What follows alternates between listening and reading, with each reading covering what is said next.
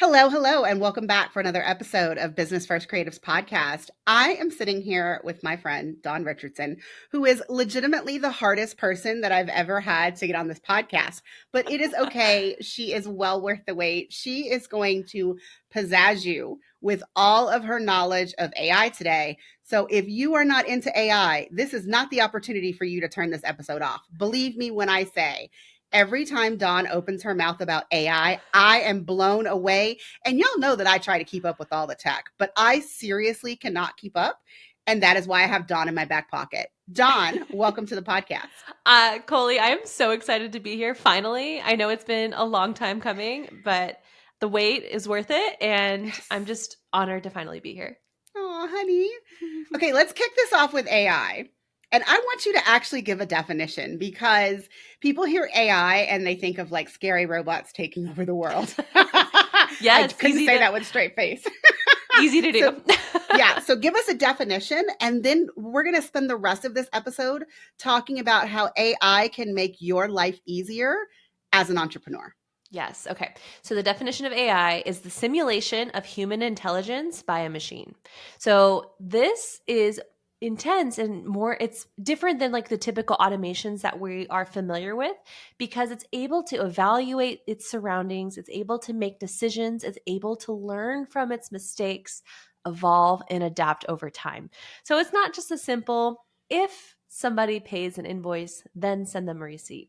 It's looking at everything going on and it's making decisions based off of that to give the results that you're looking for, which is really powerful. And yes, it can be a little scary sometimes, especially when you get into some of those types of AI, like your voice AI. There's voice AI out there that can be there's a lot of use cases, but it's also good to know and to learn about so you can make better decisions for you and your family and protect them.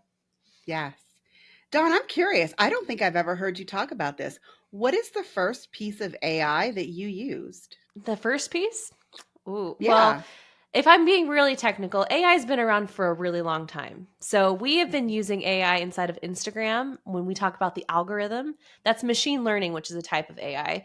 Or when you go to your Amazon app and it's telling you that you need to buy this dress, and you're like, you are absolutely right, Amazon. That's all artificial intelligence. So we've been exposed to AI for a long time. But things changed when ChatGPT was released. And Mhm. that was our first time where the public really had an interface to interact with an AI model. And for me, that was the first time that I was like, okay, I see you. And then that's when I started Mhm. diving in and learning about it. So, first piece of AI that I used in this sense was Mhm. ChatGPT. I mean, but you are totally right about Amazon like nailing when they tell me what I should buy. I mean, that and Instagram ads as well. Like, Mm-hmm. I feel like every time I am definitely that person that Instagram is putting ads into the feed for, Mm-hmm. because I would say that at least one every 10 ads, at least when they're good ads, I'm like, oh my God, that's something that I need to check out more. Or like, I found my favorite bras on Instagram. I mean, I'm not Mm-hmm. afraid to say this. I mean, just amazing. Absolutely. ChatGPT, let's start there because we have Sure. a lot of other things that we're going to talk about. And I feel like even though ChatGPT has been around for a hot minute now, Mm-hmm. there are still photographers and entrepreneurs that aren't really using it either for themselves in their business or just in daily life. So, what are some fabulous use cases that you have seen for ChatGPT, like let's say as a photographer first? Yeah, as a photographer. So, any type of content creation, this is a really great place to take you from stuck to started. That's my motto when it comes to AI. I don't want to use these tools to replace me necessarily. That's not the goal here. My goal is to get me to a place from that blank slate, that blank page, to a place where I am feeling motivated, where I'm feeling like I can continue and actually write that Hmm. blog post or maybe write that email or maybe create that web page that I've been putting on the back burner for all this time. So think of it as a way to get you from that place of being stuck to a place of that motivation. So, a couple of different use cases. We just mentioned a couple. Another really great way to use it is when you're handling tough situations. So, maybe you need to Hmm. respond to an email that was like a tough email, or maybe an email that had some criticism to it, and you're not sure how to respond to that client. throw it into ChatGPT and say, hey, help me create a response to this email. You will be amazed at what it puts out. And if that's not the email that you send out, that's totally fine, but at least gets your gears moving a little bit Mm-hmm. so you can start to feel a little bit more confident about the task at hand. And that's really powerful. For me, I'm an Enneagram 3. So when I'm in stress, I stress to a 9 and I want to go take a nap. So whenever I either have a big project that I haven't started or a lot on my plate or something that's a little bit harder to tackle, like a tough email, I just toss it into ChatGPT and see what it has for me. Even recently, I was trying to refine my own business plan for Tech Savvy Creative. And I wanted to see what ChatGPT suggested that I do. So I threw it into Mm. ChatGPT and said, hey, this is who I am. This is what Tech Savvy Creative does. Please create me a business plan that's going to earn me 7 figures over the next 3 years. And it gave me a full business plan with bullet points, action items, how often I should do things. And a lot of it aligned to what I was already like had an idea wise, but it also had some new ideas that I could inject into my current business plan. And it was a really great exercise to refresh what I had going on. I mean, I have never actually thought about it this way, but you have my gears turning now. Mm-hmm. I think all of us, when we have a question about anything related to our business, and particularly with photographers, I feel like maybe 5 years ago, our first thing that we did was go into a Facebook group and Mm-hmm. ask the question, right? Mm-hmm. You're getting everybody around you to kind of help you brainstorm. I feel like if all of us thought to ourselves, okay, instead of going to a Facebook group, let's just go ask ChatGPT and see what it says first. Yep. I feel like a lot of us would get a lot of information just doing that. Our mutual friend Kate, Mm-hmm. I remember one time I think she fed in what her numbers were and it asked her for a budget, or she asked it for a budget, and then she also asked it what should she be charging for services based on, all of these expenses that she had, what her profit goal was, and it like spit her out a number. Like this has been a while, but I was like, That's "You did what?" amazing. That's amazing. And it wasn't that far off from where she was thinking she was going anyway. So it was truly And amazing. then so validating, and also something I would not put in a Facebook group. Like Yes. that's kind of the beauty of it too, is like it's not a public facing interaction that you're having. So you can ask those a little bit harder questions. Maybe you're embarrassed to ask online, things like that. You have that safe little corner to ask those questions and you really get your gears hmm turning. Yeah. Okay. I want to take a slight turn because we are, with this episode, I am geared towards photographers, Mm-hmm. but entrepreneurs as a whole. But every time we're talking to photographers and you mention AI, the first thing that comes to mind is editing, editing, editing, editing.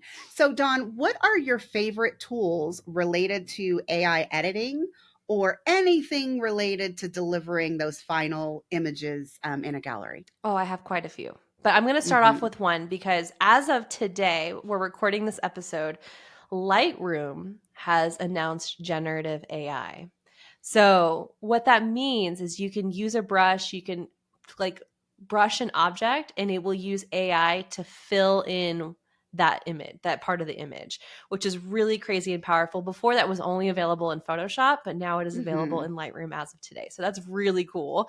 And I'm a Lightroom user. So when I edit all my photos, I'm a former wedding photographer for context for everybody listening here. hmm When I'm editing any photos, I am using Lightroom 99% of the time. I'll jump into Photoshop every once in a while, but the less I have to use Photoshop, the better. So big fan of hmm that. But when it comes to AI tools for editing, I have a couple of personal favorites and I have used a lot of them. That's part of my job is to experiment with tools and check them out and see how they work. And I like tools that are really easy and user friendly. And when it comes to editing, Imagine AI is probably my favorite. I love that tool. And even when I take pictures of my daughter's graduation, she just graduated pre K yesterday. I took pictures at her graduation and I threw it in Imagine AI, and Imagine gave it back to me in 5 minutes. And I had a fully edited gallery of photos. And I did nothing other than take the photos and upload them. It is so powerful because it learns from me. It learned from my previous Lightroom catalogs. It created a profile based off of that. And over time, it gets smarter and smarter because I send it any tweaks that I have. It learns from me. It's learning any changes to my style, and it just gets smarter and smarter over time. So, huge fan of Imagine AI, and they are forever a part of my workflow. And I even say now that if Imagine AI was around when I was a wedding photographer, I would probably still be a wedding photographer. Mm-hmm. I left the industry before Imagine came to the game, and I would still be shooting if I had AI in my back pocket as a photographer. So that's pretty cool. Another really great tool I want to mention is called Topaz, and it is a very powerful AI tool. So if you ever have a photo where you misfocus a little bit, or maybe it's a little bit of motion blur, that tool Topaz can fix that image for you. It is amazing. It really handles these out of focus images well. Now, if you are like, completely focused on somebody in front of you and there's like somebody 12 feet behind you, it's not going to kind of fix That's that not kind going of to work. focus. But if you're in a sparkler exit and there's a little bit of motion blur, or if you just miss that focus or you were back focused a little bit, it can really fix that image. It's really powerful. It can also make your images larger. So if I, for example, took some family photos and scanned them in, they were 4x6s when I scanned them in. I can scan them in and then increase the resolution of those photos using AI so I can print them in larger scale photos, which is Mm-hmm. really cool and really powerful. And for photographers that are like, let's say they're not sure about using AI yet, I just want to tell you to go try it. Go try it before you decide not to use it. If you decide not to use it, that's totally fine, but it can really change the game for your workflow and how quickly you're able to turn these photos. And that in turn gives you more time to do what you want to do. And also your clients get their photos sooner, which is a really great experience for everybody. Yeah, it really makes your client experience like, wow, like, oh Mm-hmm. my goodness, she got us this back so fast. I'm going to admit, I did not know that Topaz was AI until Dawn told me before we hit record. That's the first thing. The second thing is, I know many times, because I've only had Topaz, I think, for like the last 3 years. If I had Topaz before that, there was a session, and I'm going to tell everyone I am a Nikon shooter. This is not a problem on my current gear.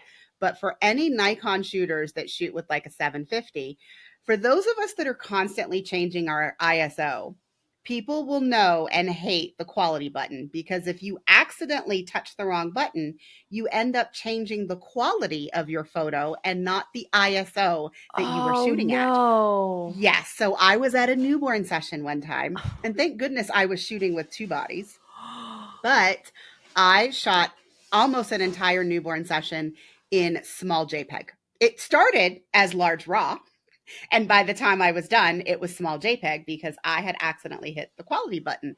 And unfortunately, that client had fake lashes on. And I think that if she hadn't, something like Topaz would have been amazing to basically upscale those photos to where they were larger and they could have been printed by Yeah. the client. But unfortunately, the compression on a small JPEG made it look like she had black blobs on Oh, her eyes. no. So that, I mean, it's fine. I went back, I spent another 30 minutes just getting the family portraits and then the pictures of the mom holding the baby. And I was trying to think of a way, because I sent her a gallery. And I said, after you've seen them, please send me an email. This is what I do every time I screw up. So, I mean, I don't screw up very often, but I have had a handful that I'm like, oh, wow. So she contacted me and she's like, oh my God, these are amazing. I said, okay, I love that you love them, but I have to come back for another 30, 40 minutes. And she was like, why? I said, so these are all small JPEGs. And so they're not large enough. And she's like, I don't understand. I'm like, it's like I took your entire session on my iPhone. Oh my Like, goodness. they're The very iPhone would probably small be bigger. images. The iPhone would probably be bigger. And I was like, I'm worried about what it's going to look like when you print it. So, I mean, in that case, Topaz would have really saved me. In other cases, I'm one of those people that I'm going through. And while I will keep a soft image if it's like a really important moment, I am one of those people that usually tosses photos if the focus is not tack sharp. I'm just Yeah, one of those people. same. And ever since I've had Topaz, which is actually why I got Topaz in the first place, slightly front focused, right? I run it through Topaz and it's like I didn't screw up at all. It's Right. amazing. It's It makes me wonderful. a better photographer. It So, really I does. mean, listening audience, if you haven't tried Topaz, you can totally do a free trial, send a few images through it, like some images that you loved, but that you were too scared to give them to a client because you think to yourself, well, that's going to be the one picture that they print as like a 20 by 24 on their wall, and it's not even in focus. If you've ever had those kind of images, that's when Topaz can save you. It's so amazing. You have to try it out. So we've talked about editing. Let's kind of change gears because you and I were going back and forth about whether or not talking about like AI related to video would even be useful to photographers. But Mm-hmm. I am on a kick to get every creative entrepreneur, photographer or not, to start making client experience videos so that you can interact with your clients, they can get to know you better without adding additional calls or Mm-hmm. additional time to your calendar. So, what are some of the video AI tools that you're in love with currently? Yes. So the one that I just love, it is just chef's kiss perfect. I love this tool. It's called Descript. And I believe you also use Descript. Is that Yes. right? Okay. I edit my podcast in Descript. There we Yes. Well, go. Haley does it. I don't do it. Haley does it, but We yes. love Haley. We love you, Haley. So in Descript, so one of the really powerful features, this is not necessarily the AI feature that I want to talk about, but when you upload a video into Descript, it gives you the transcript of what you said in that video, and you can actually edit the video simply by deleting the text, which is Mhm. so nice. So maybe you said something twice, or you want to change how, like, you didn't like that whole section, so you want to delete that whole section. You just delete the text and it will crop the video to align with that. Poof. It is amazing. It is so beautiful. But I love Descript, especially if you're somebody that's maybe newer to creating video content and you're not very comfortable in front of the camera. And let's say you want a script to read off of, but you don't want it to look like you're reading off of a script. Well, Descript has an eye contact feature that will actually take your eyeballs and make you look at the camera instead of wherever you're looking. So you can like be reading a script, you can be looking off to the side, and the AI will actually correct it to make you look like you're looking at the camera. So that is really powerful. It is really cool, and it is really kind of freaky. The first couple times you do it, I joke and I have a video side by side of what that looks like, where I'm like Yes, I looking remember off that to the video. side, and like the Descript has like moved my eyeballs forward, and it's just a really surreal and really incredible way to use AI, especially if you're not feeling comfortable about being in front of the camera. So let AI do that part for you, and you Yes. just get in front of that camera and start. Like, no, that's the thing, is you just got to get started, and a lot of these tools can really help you go from stuck to started. Yes. Now, Dawn, I will admit though, the first time that I tried it, it was completely whack. I Was would it? never Yeah. use it again. Right. I think I told you this. And then when you showed that side by side video at Hmm. Creative Educators in 2023, shout out to Laylee. When you showed that video, I remember trying to pick my jaw up off the floor because I was like, oh my God, I had no idea that it had gotten that good. It's Because pretty when good. I was watching the video of you, I could not tell. Yeah. And I was like, before, when I tried it out, I could definitely tell. I looked like I was on crack or something. I don't know. I looked really crazy. But watching you, I was like, oh my God, that's so amazing. The other thing that I'm just going to kick in, because you talked about the video, Hmm. but I think that the way that it dubs your voice or that it will, correct and restate things using your AI voice is amazing. Because let's say, guys, that you mispronounce someone's name. And I'm not saying that I have perhaps done this, but just know I have done this. I have made it go back in and correct the name because I missaid it. Other times I've said the wrong word and I was like, okay, I don't want to re-record that whole thing. Hmm. I will just type in the word that it was supposed to be. And on the podcast episode, you guys would never be able to tell because you can't see my face. On the YouTube video, you might be able to, but I don't do that very frequently. But that is something that I think everybody will love because you often feel, especially if you're reading from a script, like Hmm. maybe you don't say it in the right way, or maybe you don't like how you worded something. You can always go back and change it without re recording the entire segment or video altogether. It's so nice. And I think it has vocal fry stuff specialization too. So like vocal fry is when you are talking and then you just kind of like you go down like this and you You start go to down. mumble. So that's called vocal fry, Yes. which I do. I can get like on a tangent and start frying a little bit. I There is an AI feature inside of Descript that fixes that vocal fry in particular, which is really cool. did not know that because I don't do vocal fry, but I can actually name a few people that I listen to, and it is very hard for me to listen to them because they start out really and then they do, and I'm like, oh my God, no, That's I can't me. continue to listen to this. Oh my God, I'm going to share that. Maybe I can figure out a way to not be rude when I share it in that manner, but I'm going to Be try. like, check out this Uh, episode. okay, see if there are any tips that could help you.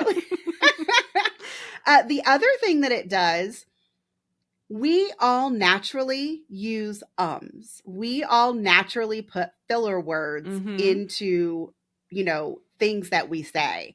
And I say, when people ask me about hiring Haley, I'm like, no, I did the entire podcast myself for 3 months.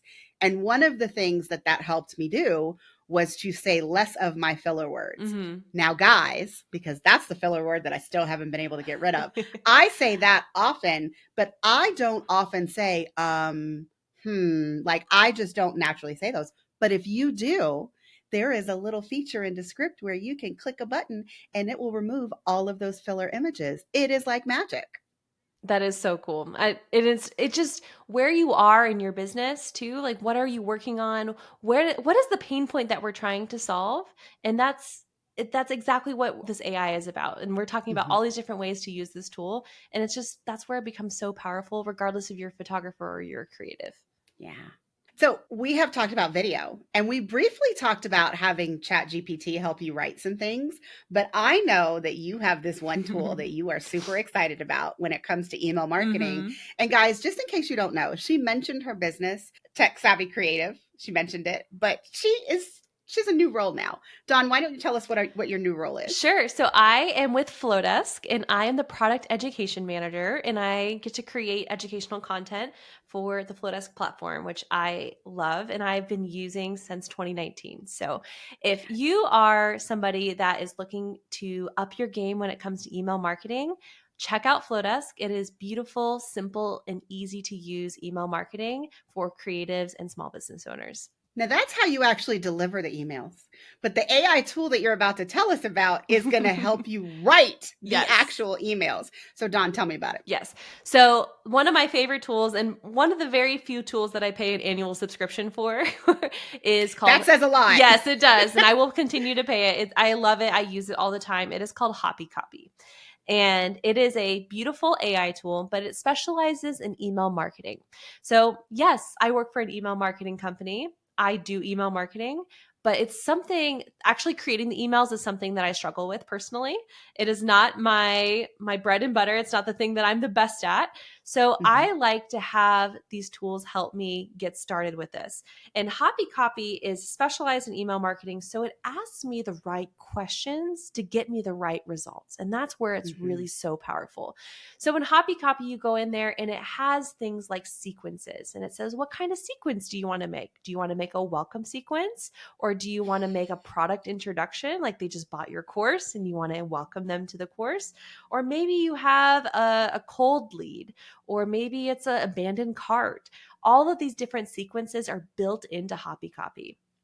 You select the sequence. So let's say we did welcome email, and then it asks you questions. It says, tell me about your business. What are you trying to sell? What do you want their action to be once they're done with this sequence? And you fill in those answers, and then it generates you a list with bullet points of what emails to send on what day and what to include in each of those emails.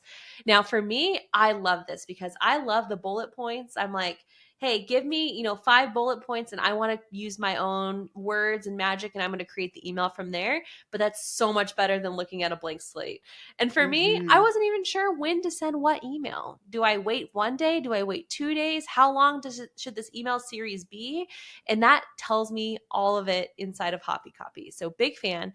And if I want AI to generate the full email for me, I absolutely can. So one of the things that I'm currently working on actively at Tech Savvy Creative is creating a whole 52-week email series called Tech Tip Tuesday. I'm working on it There too. you go. Systems. So yes. So tech tips, little tangible weekly tips that can be in somebody's inbox to build and nurture that relationship, to give them something valuable. It's a little nugget of information. Hoppy Copy is not only helping me identify what those 52 weeks are, but it's helping me generate what is inside of those emails. And once I have that, I take that content and I go over to Flodesk and I turn it into a beautiful design that all of my users love. And that's just a really powerful way to use email marketing in your business. So, Don, basically what you're telling me is that there's absolutely no excuse that I haven't finished my evergreen series, which, by the way, Absolutely not. listening audience, that's what we're both talking about, an evergreen email marketing series. And the funny thing is, the first time that I thought about writing one was when Candace Coppola Mm-hmm. spoke at Creative Educators in 2023. I mean, Laylee, I'm just giving you all kinds of shout outs We today. love you, Laylee. And then we love you, Laylee. And then in 2024, Hope Taylor talked about it again. And I was disappointed in myself that I had listened to Candace's talk the year before. And I was like, oh my God, I'm going to do this. And then I had a goal of writing my evergreen sequence when I was going to be on my Disney cruise in February. And then because of all my health issues, I never got to go on that cruise. But it's Oh, still on my to-do list, Dawn. But yes. you know what? You have motivated me. I am going to jump into Hoppy Copy in the next few weeks, Yes. and I am going to give it a whirl and see how far I can get, because I already have all my topics. Oh, there you And go. honestly, like if I talked about them, Mm-hmm. I'm like you. I just need something to start, and then I can edit it, work my copy magic, do all of those things. Yeah. But the blank screen scares me. And photographers in general, I would say that writing emails scares them more than anyone, Mm-hmm. because they're like, no, but I just want to show people pretty pictures. Mm-hmm. Yes, the pictures hook people, but the words are what make them contact you. The words are what make them buy from you. Absolutely. You can have beautiful images all over your website and on your Instagram, Yes. but really people are reading your words to get a connection with you and to actually purchase your services. Yes. So everyone should try this if you are someone who is struggling with your email marketing. And then, of course, Flodesk was made perfectly for photographers. Yes. So if you need, an email marketing service, because you should not be sending these from Gmail, you should not be sending them from Honeybook or Dubsado. Like that's not those No. functions for those particular pieces of tech. Marketing emails are very different. They have a different nature, and for deliverability reasons and stuff, you want to be using a email marketing tool that specializes in those types of emails. So you are spot on with that. And I would love to share a tip that in a way that I use AI for all those photographers that are feeling intimidated by what to write, or maybe like I don't know what to say. Don't worry about being polished. Let the tool do Yes. that for you. So, one of my favorite things to do is I'll be in the car and I'll have kids screaming in the background, and I'll be like, hey, Siri. Oh, sorry, my phone just went off. I will say, start a note, and then I'll just start rambling. I'll just talk about my session that I was just at. Oh my gosh, they had this, the nursery was so beautiful. She had her grandmother's wedding gown lace was on her, whatever. You can talk about all the little details, you can talk about the story, and you can just kind of ramble into this note. Well, now you have a text version of your ramble. And then what you do when you come home is you take that and you throw it into Hoppy Copy, you throw it into ChatGPT, you throw it into Canva Magic Write, whatever your AI tool of choice is, and say, turn this into a polished blog post. And you will be Mm-hmm. amazed at what it comes out with. So it takes your own ideas, it takes your own topic, it takes the story that only you know, and it will polish it and create a really excellent piece of content for you. Dawn, how familiar with PickTime are you? Did you use PickTime when you used to deliver I galleries, or were you a didn't. Shootproof user? I Okay. didn't. I was a Pixie Set user. Okay, I'm going to throw this out there because considering that you and I were just together at a conference, I was there as a Mm-hmm. PickTime ambassador running the booth. Mm-hmm. And so I would feel remiss if I didn't mention the AI tools that they have, because it's directly related to what you just said. Oh, that's so Guys, if cool. you're driving home from a session and you make yourself that note, you can actually use PickTime to blog for you. They have an AI tool. You can even make your pictures inside of it. The AI tool will help you write your copy that goes in the blog post, and then you copy a code directly into your WordPress blog, and it formulates the entire blog for you. So That is just amazing. it is. That is so And cool.